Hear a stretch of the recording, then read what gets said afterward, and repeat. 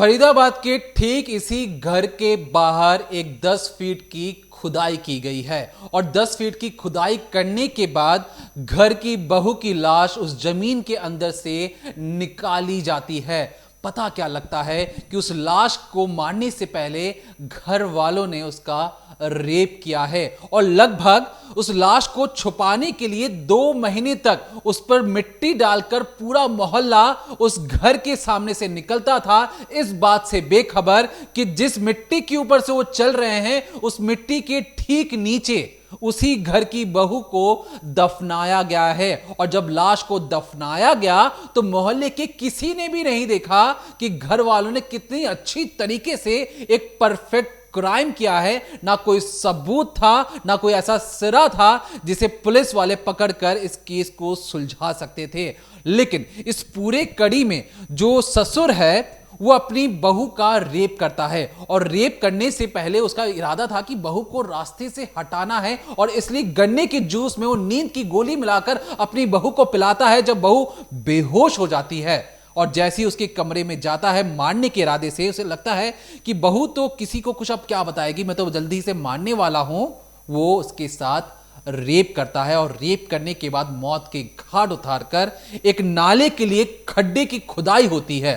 उस खड्डे की खुदाई ठीक उसकी घर की बाहर हो रही थी और बहू को ले जाकर उसमें वो दफना देता है और पूरा मोहल्ला वहां से एक तरीके से रोज गुजरता है और इस उम्मीद में कि एक रोज जो नई नवीली दुल्हन आई है उसका चेहरा देखने को मिल सकता है, क्योंकि ये जो परिवार था उसने वादा किया था मोहल्ले वालों से कि हम जल्दी अपनी बहू का चेहरा आप सबको दिखाएंगे। मोहल्ले वाले तरस जाते हैं लेकिन किसी को भी वो चेहरा नहीं दिखाते, क्योंकि परिवार ने एक ऐसा क्राइम किया जिसमें उन्होंने अपनी बहू की लाश को पूरी दुनिया की नजर से 2 महीनों तक 60 दिनों तक लाश को अपने ही घर के बाहर जो खुदाई हो रही थी वहां पर जाकर छुपा दिया और किसी को कानो कान खबर नहीं लगी। लेकिन फिर एक गलती होती है। उस गलती में जो फरीदाबाद या हरियाणा की जो पुलिस थी एक रोज आती है और परिवार के सबसे बड़े सदस्य को गिरफ्तार कर लेकर चली जाती है। अब वहां पर जाके वो जो कहानी बताता है और उस कहानी में भी एक तरीके से ट्विस्ट आता है कि पूरी कहानी जिसमें सिर्फ और सिर्फ ससुर ही जिम्मेवार लग रहा था। पता यह लगता है कि ससुर सिर्फ अकेला वो शख्स नहीं था जिसने अपनी बीवी को मौत के घाट उतारा था, कहीं बहू को मौत के घाट उतारा था। इस पूरी क्राइम कुंडली में किस तरीके से एक पूरा का पूरा परिवार सम्मिलित नजर आया और उसमें जो अभी भी जो पति है वो फरार है। और इस पूरी कहानी को जब आप अंत तक सुनेंगे आपके रोंगटे खड़े हो जाएंगे, आपको डर लगेगा कि अपनी घर की बेटी को एक पराये घर में भेजने से पहले आप 100 बार सोचेंगे। क्या है अंदर की कहानी, तफसील से जानिए। तो हरियाणा के फरीदाबाद का ये घर देखिए, आपको दिखाई दे रहा होगा, आपको दिख रहा होगा कुछ पुलिस वाले तैनात हैं, खुदाई चल रही है और ये वही तस्वीरें हैं जिसका जिक्र दीपक ने किया। इस खुदाई के बाद इस गड्ढे के अंदर से जो आपको दिखाई दे रहा है, इसी गड्ढे के अंदर से तनु राजपूत की लाश निकली।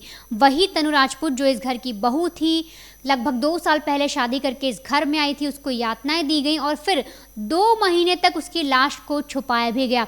सोचिए, एक बहन जो हर रोज़ आ रही है अपनी छोटी बहन का हाल जानने के लिए, जो पता लगाने की कोशिश कर रही है कि उसकी जो छोटी बहन है जिसकी शादी हुई थी इस घर में वो कहाँ गायब हो गई। वो हर रोज़ उस जगह को क्रॉस कर रही है, उस सड़क पर चल रही है जिसके नीचे करीब 10 फीट गहरे नीचे उसकी जो छोटी बहन है तनु है उसकी लाश को दफना दिया गया है।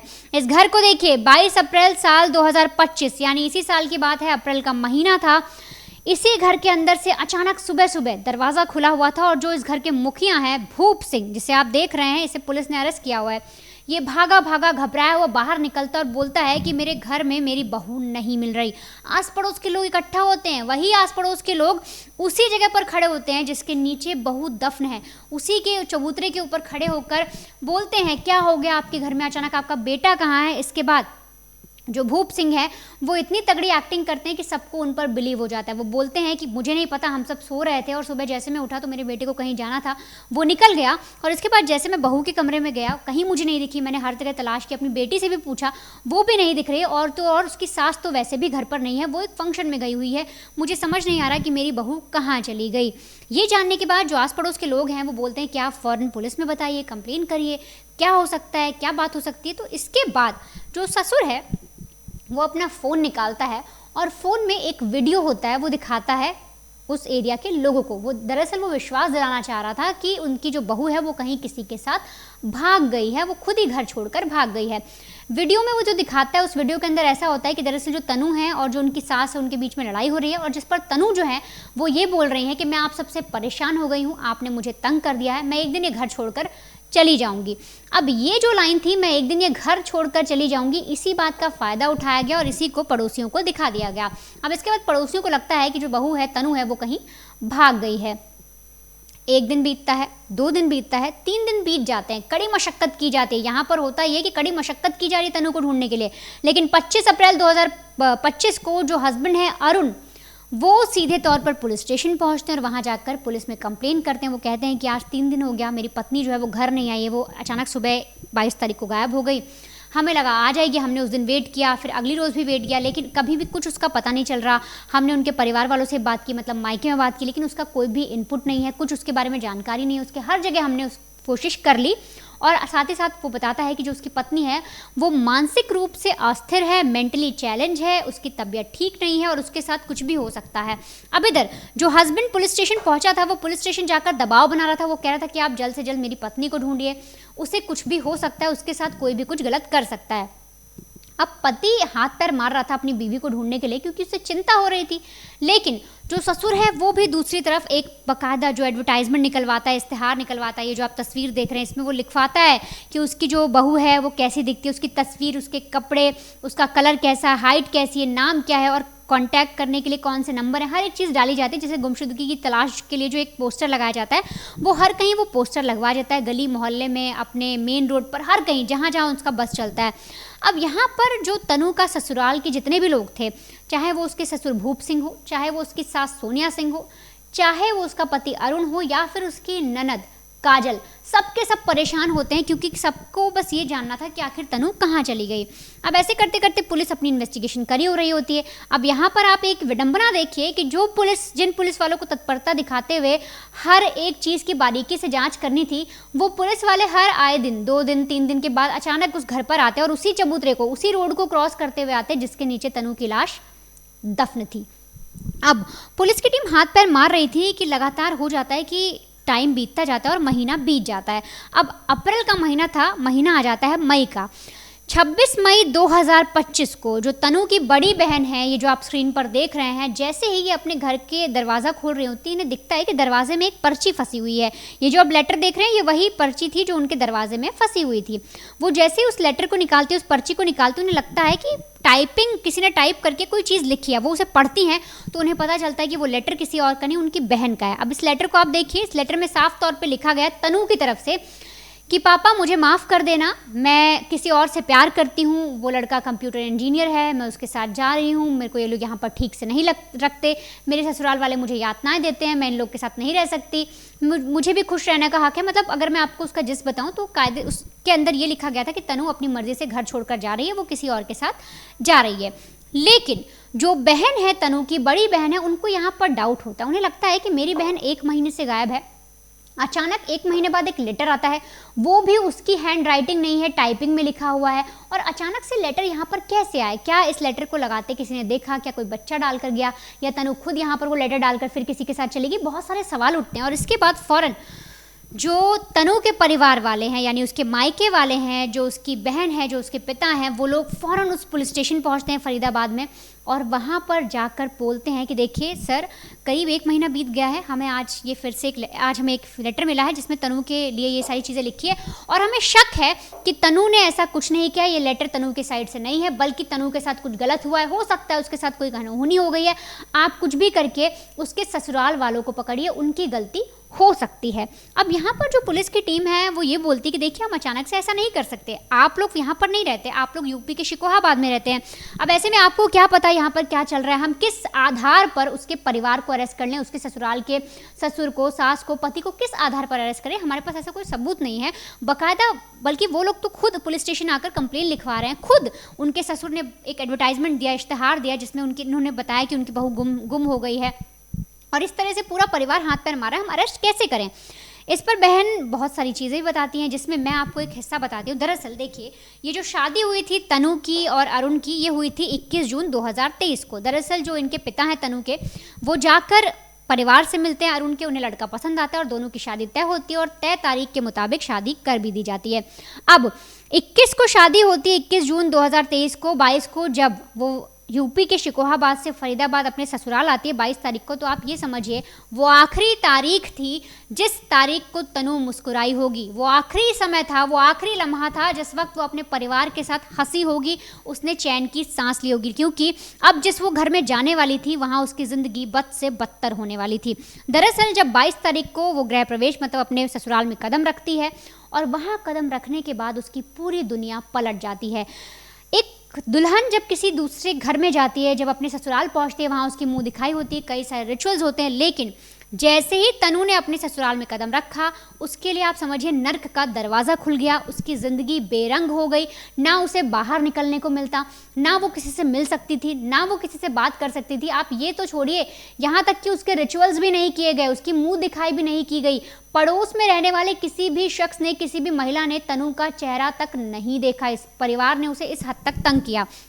शादी हो जाने के बाद कुछ महीने तक तो चीज़ें ठीक रहीं, उस पर दबाव ज़रूर बना गया, उसे बाहर नहीं निकलने दिया गया, उसे किसी से मिलने नहीं दिया, लेकिन उस पर दहेज के लिए लगातार दबाव बनाने लगे, उससे पैसे मांगने लगे। और इस सिलसिले में जब लगभग 1 साल बीत जाता है, और ऐसे सिलसिले में होता यह है कि जो तनु की मम्मी है उनकी मौत भी हो जाती है, उसी में उनकी डेथ हो जाती है। तब भी परिवार पर कई समस्याएं थी, और इस वक्त भी आप ये देखिए कितना लालची, कितना भिखारी परिवार है कि जब तनु की माँ का देहांत हो जाता है, उसके बावजूद ये तनु पर दबाव बनाते हैं, उसके साथ मारपीट करते हैं, उसको टॉर्चर करते हैं और कहते हैं अपने बाप से पैसा लाकर दे। एक लड़की जिसने अपनी माँ को खो दिया, उससे इस तरीके की बात करते हैं। और इसके बाद जो तनु है वो कुछ दिनों के लिए अपने घर भी चली जाती है, क्योंकि उसे समझ में आ गया था कि अब यहाँ पर वो रह नहीं पाएगी, बहुत ज़्यादा टॉर्चर हो रहा है। लेकिन यहाँ पर जो तनु के परिवार वाले हैं वो भी गलती करते हैं। वो अपनी बेटी को एडजस्ट करने का ज्ञान देते हैं। वो कहते हैं कि कोई बात नहीं, अपना परिवार तो खराब नहीं कर सकती, अपने पति को तो नहीं छोड़ सकती, कोई बात नहीं, कुछ दिन यहाँ रह लो, चीज़ें शांत हो जाएंगी, ठंडी हो जाएंगी। और 2-3 महीने बीतते हैं, उसके बाद वो फिर से तनु को ससुराल भेज देते हैं। किस लिए? सिर्फ एडजस्ट करने के नाम पर। अब जो तनु है वहाँ पर वापस आ जाती है, लेकिन ससुराल में आने के बाद फिर से तनु के साथ वही सारी चीज़ें शुरू हो जाती हैं। ये सारी जो कहानी थी, ये बहन ने जब चीज़ें बताई, पुलिस को भी पता लगी। अब इतना दबाव बना दिया गया, दहेज का इतना ज़्यादा चीज़ें बताई गई, तो पुलिस को लगा कि हो ना हो हमें एक बार भूप सिंह को पकड़ना चाहिए और उससे पूछताछ करनी चाहिए। क्योंकि देखिए, परिवार पूरी कोशिश कर रहा है, चाहे मायका हो चाहे ससुराल, लड़की को ढूंढने की पूरी कोशिश की जा रही है। एक लेटर भी मिल गया है, लेकिन तनु क्यों नहीं मिल रही, ये सबसे बड़ा सवाल था। पुलिस कैसे नाकाम है, सोचिए 2 महीने बीत गए, तनु का कुछ नहीं पता लगा। और इसी बात पर पुलिस भी टेंशन में आती है। और जब तनु की बहन के द्वारा दबाव बना गया, बोला गया कि आप एक बार पूछताछ करिए, मुझे डाउट है मेरी बहन के साथ कुछ गलत हुआ है, तब भूप सिंह को पकड़ा जाता है। और उसके बाद पहली बार पुलिस को एक कहानी सुनने को मिलती है। भूप सिंह को जब पकड़ा गया, उससे पूछताछ की गई, तो पुलिस से बताता है कि सर देखिए, तनु को तो मैंने मार दिया है। अब ये सुन के पुलिस को झटका लगता है, क्योंकि जब बहन गई थी वहाँ पुलिस स्टेशन में बोलने, तो पुलिस वाले उससे क्या कहते हैं, पुलिस वाले कहते हैं कि आप टेंशन मत लो, देखिए हम सब तो ढूंढने की कोशिश कर रहे हैं, हम आपकी बहन को जिंदा ढूंढ कर लाएंगे। एक बड़ी बहन से कहा गया कि तुम्हारी छोटी बहन को जिंदा ढूंढ कर लाएंगे। अब पुलिस को पता लगता है कि तनु को मार दिया गया है। जो भूप सिंह है वो पुलिस से कहता है कि सर दरअसल हमें पैसे चाहिए थे, दहेज चाहिए था। एक दिन मैंने ऐसा किया कि मैंने अपनी बेटी और अपनी बहू को गन्ने के जूस में नींद की गोली मिलाकर दे दी। मेरी बेटी भी सो गई और फर्स्ट फ्लोर पर जाकर मेरी बहू भी सो गई। इसके बाद मैं कमरे में गया, मैंने चुन्नी से गला घोटा और अपनी बहू को मारकर गाड़ दिया। अब ये सारी कहानी जब पहली बार पता लगती है, 20 जून 2025 को पूरी कहानी निकल कर आती है। सोचिए 2 महीने बीत गए, 22 अप्रैल को एक्टिंग की गई थी ससुर के द्वारा, 22 मई से फिर 20 जून आ जाता है। और उस रोज़ जाकर जिस जगह पर बताया गया है, जो आप जगह देख रहे हैं, यहाँ पर खुदाई की जाती है और कंकाल बरामद किए जाते हैं, जो कंकाल किसी और के नहीं, खुद तनु के होते हैं। अब ससुर ने एक खुलासा तो कर दिया, उसने ये तो बता दिया कि देखिए मैंने अपनी बहू को मार दिया, जो सच था, लेकिन सिर्फ 50%। बाकी का 50% सच क्या था? क्या पति को पता नहीं था उसकी पत्नी का कत्ल हो गया? क्या पति इस बात से अनजान था कि जो उसकी पत्नी है वो किसी और के साथ भागी नहीं, बल्कि उसके ही परिवार ने उसका कत्ल किया? या फिर साजिश कुछ और थी? क्या इस हत्याकांड में घर के सभी लोग शामिल थे? क्योंकि पुलिस को भी डाउट हुआ कि एक आदमी ऐसा कैसे करता है, कर सकता है। एक बुजुर्ग आदमी जिसकी 54 साल उम्र है, वो धड़ल्ले से खुद ही अपनी बहू को मार रहा है, फिर उसकी लाश को भी गाड़ रहा है। और जिस तरह से लाश को गाड़ा गया, वो सुनने भर से, वो देखने भर से जो जगह है, यकीन करना मुश्किल था कि एक आदमी का ये काम हो सकता है। अब आप समझिए किस तरीके से पूरे परिवार ने एक ऐसी प्लानिंग की जिसे छुपाने के लिए, यूँ समझिए कि जिसके चक्कर में जो पुलिस है वो भी गोल गोल घूमती रही। और खुद जब भूप सिंह ने सच्चाई बताई तब जाकर पुलिस इस मामले का खुलासा कर पाई। वरना आप ये समझिए, अगर भूप सिंह कुछ नहीं बोलता, बहन दबाव नहीं बनाती, तो ये जो पुलिस है ना, इनके हाथ कुछ नहीं लगता। ये आज भी उस बहन को बोल रहे होते, जो थाने पहुंची थी उसको बोलते, अरे टेंशन मत लो, तुम्हारी बहन को हम जिंदा ढूंढ कर ले आएंगे। देखिए, जो भूप सिंह को जब पूछताछ के लिए बुलाया गया तो उसने कहा कि जो मेरी बहू है ना, उसने मेरे घर में माहौल खराब कर दिया है और रोज रोज की किचकिच से तंग आकर मैंने ये फैसला किया था कि आज सही मौका है। जो मेरी बीवी है वो रिश्तेदार के शादी के घर पे गई है, जो बेटा है वो काम के सिलसिले में चला गया था और उस रोज घर में सिर्फ 2 लोग ही मौजूद थे। और तभी मैंने जो प्लान किया कि जूस में, जो गन्ने का जूस है उसमें नींद की गोली मिलाकर दोनों को पिला दूंगा। बेटी ग्राउंड फ्लोर पे सोती है और जो बहू थी वो ऊपर वाले फ्लोर पर जाकर सो जाती है। अब जो पुलिस वाले हैं उन्हें लगता है कि अरे वाह, हमने तो इस केस को सुलझा दिया है, तो ओपन एंड शट केस है, क्योंकि बहू किचकिच करती थी, ससुर ने मार दिया और वहां जाके उसने दफना दिया। मतलब इस पूरे कड़ी में कुछ और जांच करने के लिए बचा नहीं है। अब क्योंकि जो लड़की वाले थे उन्हें लगा कि एक 54 साल का बुजुर्ग एक अपनी बहू को जाकर मार देता है, फिर उसको जाके दफना भी देता है, और ये जो सारी जो चीजें हैं वो खुद अकेले कैसे कर सकता है। और इतना भी ज्यादा क्या गुस्सा था, जो परिवार वाले हैं वो कमिश्नर के पास जाते हैं और कहते हैं कि इस केस में अच्छी तरीके से जांच होनी चाहिए। फिर इस जांच को जो कमिश्नर थे उन्होंने क्राइम ब्रांच को सौंपा। याद रखिए, जो पहले थाने की पुलिस जांच कर रही थी, पता नहीं क्या जांच करती हैं ये लोग, क्राइम ब्रांच को सौंपा गया। तो क्राइम ब्रांच ने बिल्कुल एक प्रोफेशनल तरीके से हर एक बारीक से बारीक डिटेल को खंगालना शुरू किया। मसलन के तौर पर CDR, कॉल डेटा रिकॉर्ड, और सेल टावर लोकेशन।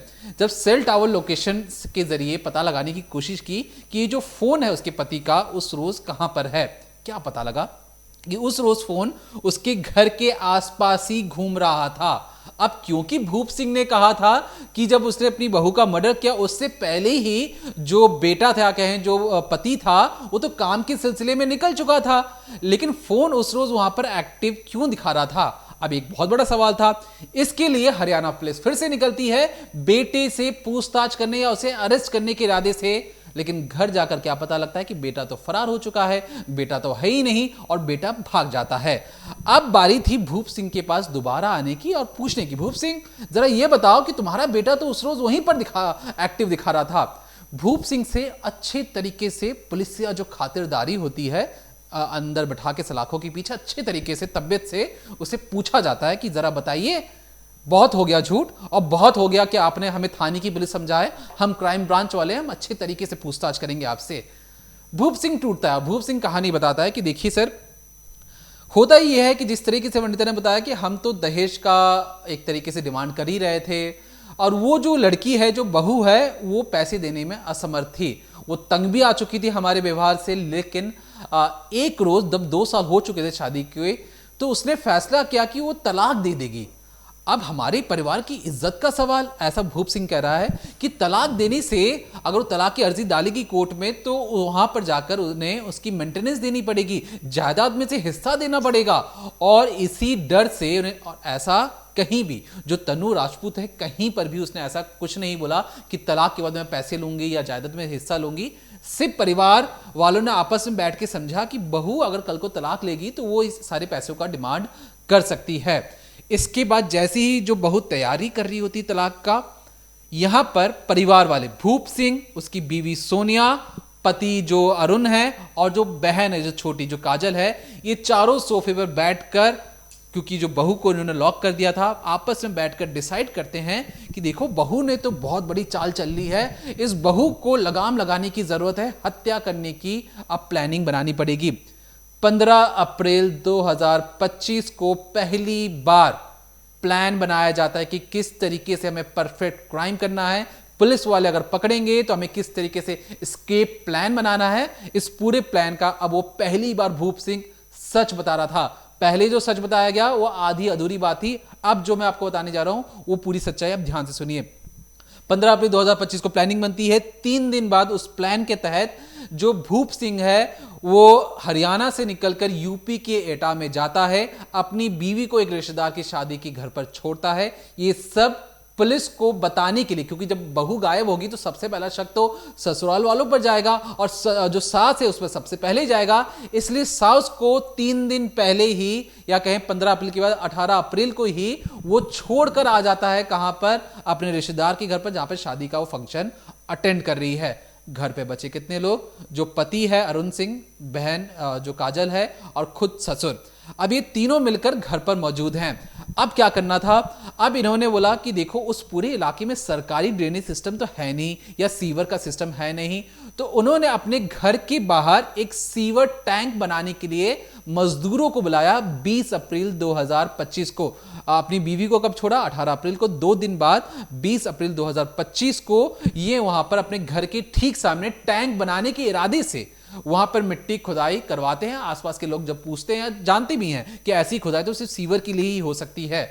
खुदाई करवाकर वो मजदूरों को भेज देते हैं और कहते हैं कि ठीक है, अब ना हमारे पास पैसे वैसे बचे नहीं हैं, आप चले जाइए। और वो जो खुदाई थी वो उतनी की उतनी ही रह जाती है। अब जो घर की दहलीज पर जब आप कदम रखेंगे उसके ठीक सामने इतना बड़ा गड्ढा, तो थोड़ी दिक्कत तो होती है। 21 अप्रैल को, अब उस 21 अप्रैल की रात को इन्होंने मर्डर करना था। 20 अप्रैल को खड्डा खुदवाया, 21 अप्रैल का दिन आ जाता है, उस रात उन्हें मर्डर करना था। अब घर पर मौजूद हैं 3-4 लोग, बहू को मिलाकर। प्लान बनता है कि गन्ने के जूस में नींद की गोली मिलाई जाएगी। अब जिस तरीके से वर्णिता ने भी आपको बताया कि बहन और बहू दोनों को दिया गया, तो नहीं, सिर्फ बहू ने उस जूस, नींद वाली जूस को पिया और वो अपने कमरे में जाकर, जो कि फर्स्ट फ्लोर पर था, जाकर सो जाती है। अब जब वो जाकर सो जाती है तो नीचे वाले फ्लोर पर 3 लोग अब मौजूद हैं, खुद ससुर, बेटी काजल और जो बेटा अरुण। ये तीनों फैसला करते हैं कि अब बहू को किस तरीके से मौत के घाट उतारना है। तो यहां पर ससुर कहता है कि तुम लोग अभी नादान हो, बच्चे हो, अब मैं तुम्हारी ड्यूटी निर्धारित करता हूं। बेटी तुम जाकर बाहर देखो कि मोहल्ले से कोई आ जा तो नहीं रहा, कोई भी अगर हरकत हो तो तुम हमें आकर बता देना। ये तड़के सुबह 4 बजे की बात है, याद रखिएगा। पूरी रात हो चुकी है, ये लोग गहरी नींद में लोग सो जाते हैं, तब उसका इंतजार कर रहे थे। बेटी जो दरवाजा खोलकर इधर उधर ताकती रहती है कि मोहल्ले से कोई आ रहा है, नहीं आ रहा है। बेटी से कहा जाता है अरुण से कि देखो अरुण, तुम तो उसके पति हो, तुम्हारा दिल शायद पसीज सकता है, तुम इंतजार करो, मैं ये काम कर कर आता हूं। अब जो बहू के कमरे में जैसे ससुर जाता है, अपनी बहू को मारने के इरादे से गया था। जैसे दरवाजा खोल के देखता है कि बहू तो बेसुध पड़ी हुई है, वो बिस्तर पर चढ़कर गला घोटने ही वाला था, तो उसके मन में एक हैवान या कहें शैतान जाग उठता है। उसे लगता है कि ये जो बहू है ये तो बेहोश है, इसकी आवाज तो बाहर जाएगी नहीं। वो वहीं पर अपनी बहू का कपड़ा उतारकर बलात्कार करता है, रेप करता है अपनी बहू का, और उसे लगता है कि इसकी जानकारी तो बाहर जाएगी ही नहीं। अपना काम पूरा कर लेने के बाद वो कमरे से बाहर आता है, और जैसे ही कमरे से बाहर आता है देखता है कि बेटा ठीक सामने उस कमरे में दाखिल होने वाला होता। तो बेटा पूछता है कि पापा क्या आपने मार दिया, मैं एक बार जाके चेक कर लूं सांसें चल रही कि नहीं चल रही है। ससुर फिर से कहता है कि 2 मिनट रुको, मैं अभी अंदर से आया। फिर वो अंदर जाकर गला घोट कर बेहोशी की हालत में मौत के घाट उतार देता है अपनी बहू की। अब इस चीज की जानकारी, बलात्कार की जानकारी, ना ही बेटी को है, ना ही उसके पति बेटे को भी है कि अब उसकी जो बीवी के साथ उसी के पिता ने रेप कर दिया है। फिर बेटा और जो उसके पिता था या कहें जो ससुर था, खींचते हुए सीढ़ियों के रास्ते खींचते हुए फर्स्ट फ्लोर से ग्राउंड फ्लोर लेकर आते हैं। इशारा के इंतजार करते होते हैं कि जो बेटी जो काजल है इशारा करेगी, और तब जाकर जब मोहल्ले में कोई भी कुत्ता कोई भी ना दिखे, कोई कुत्ते होंगे तो भौंकेंगे, इंतजार किया गया और वहां पर जाकर लाश को ठीक सामने फेंक कर दोनों, जो हस्बैंड था और ससुर था, दोनों ने मिट्टी डालकर उसे गाड़ कर, और उसके बाद फौरन ही भूप सिंह ने अपने बेटे से कहा कि तुम फौरन अब यहां से निकलो, काम के सिलसिले में तो बाहर निकल जाओ, कल को इन्वेस्टिगेशन में तुम पकड़े जा सकते हो, कोई शक सबसे पहला हमारे यहां ही जाएगा। अब वो सोचिए, जिस जगह पर उसे गाड़ा गया बहू को, ठीक 2 साल पहले उसने कलश गिराकर इस घर में गृह प्रवेश किया था। उसी घर की दहलीज पर उसे गाड़ कर हमेशा हमेशा के लिए सुला दिया गया। अब यहाँ से एक्टिंग शुरू होती है उस पूरे परिवार की। एक ऐसा एस्केप प्लान बनाया गया कि अगर कोई भी एक शख्स पकड़ा जाएगा तो कैसे उन्हें भागकर जाना है। जब हम इस वीडियो को अभी रिकॉर्ड कर रहे हैं 2 महीने, ये अप्रैल की बात थी, 22 अप्रैल 2025 की, लगभग 2 महीने के बाद उस लाश को निकाला जाता है। और अब जब हम इस वीडियो को रिकॉर्ड भी कर रहे हैं, लगभग और भी 1-1.5 महीने और बीत चुके हैं, अभी भी जो पति है वो फरार है, पुलिस की गिरफ्त में नहीं है। तो ऐसे मामलों में अगर आप सोचें कि किस तरीके से जो लोग, अगर आप कहें कि सिर्फ ससुराल वाले जिम्मेदार हैं इस पूरे कड़ी में, केस में, तो नहीं, क्योंकि लोग क्या कहेंगे इस इरादे से जब बार बार बेटी अपने मायके जाकर कहती कि मेरे ससुराल वाले मुझे मारते हैं, टॉर्चर करते हैं, तो मायके वाले कहती कि एडजस्ट करना सीखो। लोग क्या कहेंगे, शादी में मोटा पैसा खर्च हो चुका है, तुम ऐसे ही बैक फुट पर अब नहीं आ सकती हो, तुम्हें अपनाना पड़ेगा उस परिवार को। और यहां पर हम आपको, जो हमने आपको कहानी बताई, आपको शायद उस परिवार की जुबानी आपको सुनाते हैं, उस बहन की जरिए आपको सुनाते हैं कि किस तरीके से बहन ने कई दफा कोशिश की कि मेरी बात करवा दी जाए मेरी छोटी बहन से, और 2 महीनों तक जो परिवार वाले किस तरीके से एक के बाद एक झूठ बोलते रहे। बहन की बाइट सुनिए, ये उसी बहू की बहन है, सगी बहन है, बड़ी बहन है, जिसने इस पूरे केस में इंसाफ दिलवाने की छोटी सी एक कोशिश की। मेरा नाम प्रीति है। प्रीति, आप तनु की क्या है? बड़ी सिस्टर। बड़ी सिस्टर। कितने टाइम पहले शादी हुई थी इनकी? उसके 2 साल पहले शादी हुई थी। 2 साल पहले। अभी हुए भी नहीं 2 साल। अच्छा। तो क्या दिक्कत थी? कोई दहेज मांगते थे, परेशान करते उसे थे? टॉर्चर करते रहते थे कि पैसे, पहले तो 1 साल के लिए घर पे छोड़ दिया उसे कि पैसे लेके अपने माँ बाप से कि चीज वीज लेके आ, तब तुझे ससुराल में रखेंगे, तब लेके आएंगे, तब लेके नहीं गए वो लोग। 1 साल तक घर पर? 1 साल तक मम्मी एक्सपायर हो गई थी, फिर वहीं पे छोड़ दिया था। फिर 1 साल बाद पापा करने आए थे, बड़ी उससे रख ली, और फिर बात भी नहीं कराते वो लोग। फ़ोन करती थी, अरे वो बात नहीं कर रही है, मैं मुझे वीडियो कॉल पे दिखा दो, मैं दूर से देख लूँगी कि मुझे वीडियो कॉल करना नहीं आती। उसका ससुर बोल रहा था। तो कभी फिर कभी बात होती थी उससे?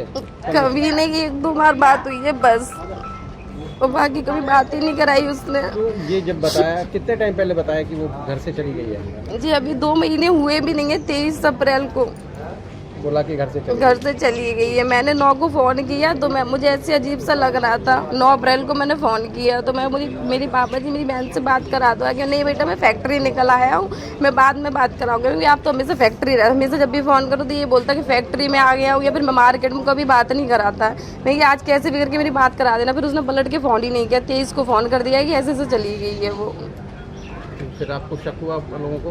तुरंत ही शक हो गया कि इसकी कुछ वो है, इसी ने कुछ किया, मार दिया। तुरंत ही बोला, पल्ला थाना पे बोला, वहाँ पे भाग रहे हैं, वहाँ से यूपी से आ रहे हैं, टैक्सी वाली गाड़ी करके आ रहे हैं। कोई सुनवाई कहीं पे कुछ भी नहीं थी। वहाँ पे बोल देते अरे मैं तुम्हारी लड़की जिंदा ला के दूंगा, बट कुछ नहीं हुआ वहाँ पे भी। अब क्या हुआ? कुछ नहीं है, बस रात में फ़ोन किए कि ऐसे ऐसे सबूत मिल गए कि आप सब लोग आ जाओ। तो वहाँ पे गड्ढा था, पहले बोला कि गड्ढा खुदवा लो, लेकिन नहीं, मैंने तो वो सोफ्ता बनवाया है। पुलिस वाले भी कह रहे सोफ्ता है वहाँ पे, मतलब पल्ला थाना वाले, तो उनने भी कोई वो नहीं करी। अगर पुलिस समय पे कार्रवाई करती तो? कोई कार्रवाई नहीं थी, कुछ भी कार्रवाई अगर होती तो 2 महीने नहीं होते। इतने भग के आ रहे, एक भी नहीं सुना किसी ने भी, यहाँ भग रहे हैं वहाँ भग रहे हैं। और उनको बिठा लेता था, हमसे कहते तुम लोग जाओ, तुम्हारी लड़की मैं जिंदा ला के दूंगा। पता नहीं पैसे भर दिए, क्या कर दिए, कुछ भी नहीं सुना उसने। तो सुना आपने कि किस तरीके से जो बहन को बोल दिया जाता है कि हम फैक्ट्री में हैं। बहन कहती कि मुझे वीडियो कॉल पे दिखा दीजिए अपनी बहन को, लेकिन परिवार मना कर देता है। तो इस परिवार जो मना करता है, तो मायके वाले भी उतने ही दोषी हैं। जब आपकी घर की बेटी ये कह रही है कि पापा मैं उस जगह पर नहीं रह सकती हूं, मुझे मारते हैं, पीटते हैं, तो उस परिवार, उस बाप से भी सवाल है कि जिस नाजों से अपने अपनी बच्ची को पाला, अपनी बेटी को पाला, उस बेटी को अगर दूसरे घर में मारा पीटा जा रहा है, आप कह रहे हैं कि एडजस्ट कर लो। आप अपने घर में अपनी बेटी को मारने के बाद क्या आप ये कहते हैं कि आप एडजस्ट कर लो? आप दूसरे के घर में जाने के बाद आपसे बार बार और कहीं ना कहीं आपने ही उसे उस मौत के घाट उतारने में मदद की है, उसे उस कुएं में धकेलने का काम किया है उस परिवार ने। और ये जो परिवार है, ये जो ससुराल वाले हैं इन्होंने तो एकदम सीमा ही पार कर दी। जो इन्वेस्टिगेशन था, पुलिस को बेवकूफ समझ लिया, उस लड़की के घर वालों को बेवकूफ समझ लिया। उन्हें लगा कि हमें कौन पकड़ सकता है, हमने तो इस तरीके की परफेक्ट क्राइम किया है। और जो भूप सिंह 54 साल का ये जो शख्स है, ये इतना शातिर है कि इसने अपने घर की लज्जा, जो इज्जत कही जाती है, लक्ष्मी कही जाती है, वहां उस चीज को भी इसने ताड़ ताड़ कर दिया और अपने आप को बचाने की आखिरी पल तक इसने कोशिश की। फिलहाल के लिए हर कोई अरेस्ट है, लेकिन पति अभी भी फरार है। वो पति जिसे 7 जन्मों तक उसका रिश्ता निभाना था, वो अपनी बीवी को मौत के घाट उतारने के बाद, उसकी लाश को छुपाने के बाद भागा भागा फिर रहा है। तो फिलहाल के लिए देखते रहिए decoding crime, Monday to Friday शाम 7:30 बजे, ओनली ऑन क्राइम तक।